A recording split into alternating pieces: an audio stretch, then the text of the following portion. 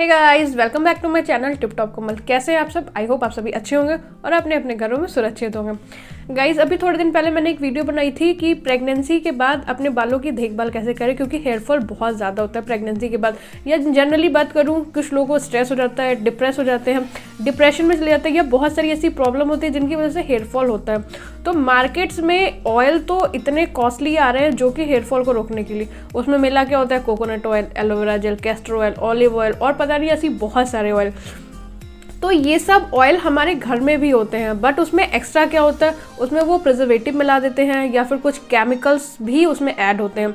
तो क्यों ना इसी ऑयल को हम घर में बना सकते हैं आसानी से। और सबसे एक अच्छी बात ये होती है कि हम घर में अगर बनाएंगे तो वो प्योर होगा। हाँ, उसमें प्रिजर्वेटिव नहीं होंगे तो वो आपके लिए 2 साल के लिए टिका नहीं रहेगा, ये एक बात ज़रूर है। तो ज़रूरी नहीं है कि हम वो ऑयल 2 साल के लिए रोक के रखें। क्यों ना हम सेम चीज़ करें कि ठीक है, एक चीज़ बना ली हमने ऑयल, बट वो आपका 1 मंथ तो चलेगा, उसके बाद आप नेक्स्ट मंथ फिर बना सकते हैं। तो आपका टाइम टू टाइम बन भी जाएगा और जो कॉस्ट भी है वो उसकी इतनी ज़्यादा नहीं आएगी। क्योंकि अभी मैं रिसेंटली चेक कर रही थी कि मतलब हेयर फॉल के लिए ऑयल वगैरह, तो कुछ ब्रांड्स के तो इतने कॉस्टली हैं कि ऑनेस्टली आई कांट अफोर्ड, तो मैं नहीं अफोर्ड कर सकती हूँ।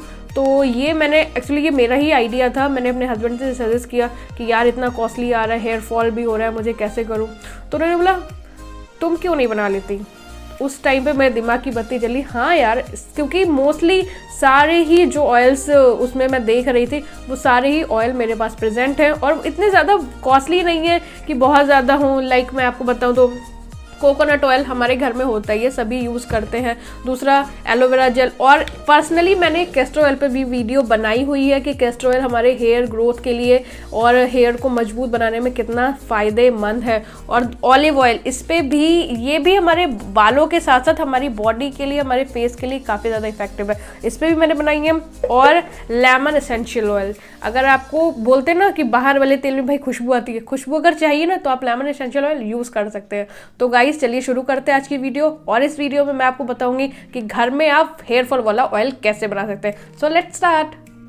तो गाइस, इस ऑयल को बनाने के लिए हमें क्या क्या चीज़ें चाहिए वो आपके सामने ही है, आप देख सकते हैं।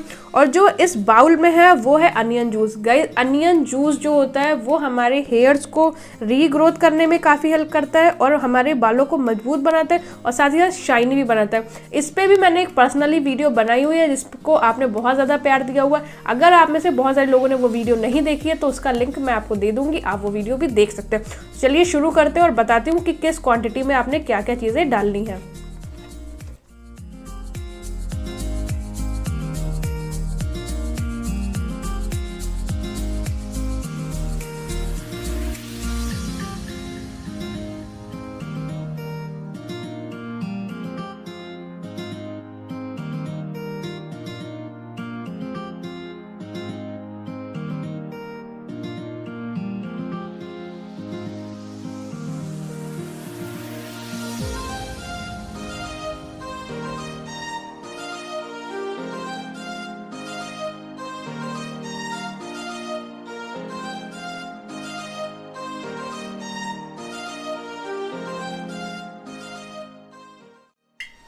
तो गाइज आप देख सकते हैं कि कितनी ही आसानी से हमारा हेयर फॉल कंट्रोल ऑयल जो है वो तैयार हो गया।